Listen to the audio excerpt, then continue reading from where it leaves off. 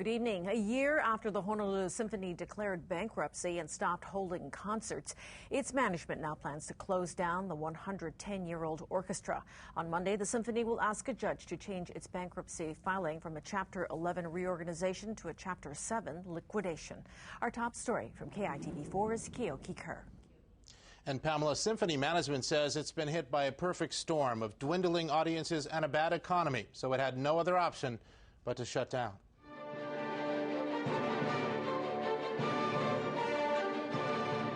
The chair of the Honolulu Symphony board says in recent years, ticket sales covered just 30% of the orchestra's $8 million annual budget, and during the recession, it could not keep raising millions of dollars from donors every year to make up the difference.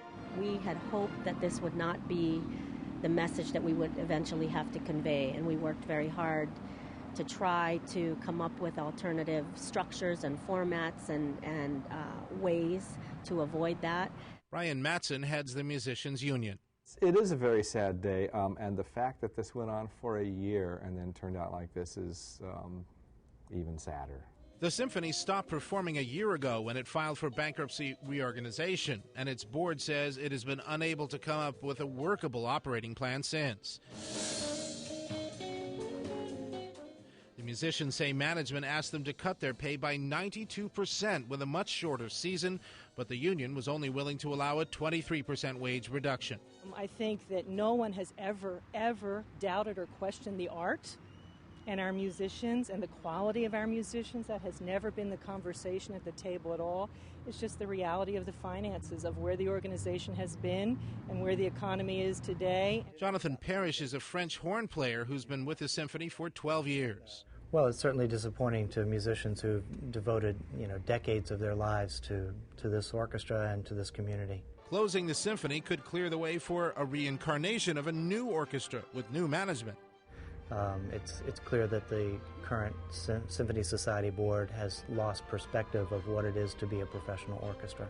I think all of us hope that somehow, somewhere, a group of people will get together and form an organization that can sustain live symphonic music in our community.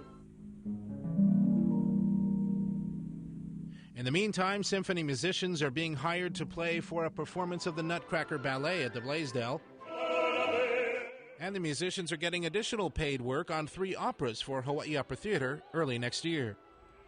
Other union musicians blame some of the problems on the symphony's executive director, Maiken Meckling, who had no experience in symphonic music or performing arts before taking the job just 3 months before the symphony filed for bankruptcy last year. And they point out she continued receiving her $175,000 salary over the past year while the musicians got no pay. Pamela? Keoki, if the judge approves the liquidation, what happens next? Well, then the symphony will sell off about $800,000 worth of its assets, including its extensive sheet music library and its musical instruments, including a grand piano. Pam? Thank you, Keoki.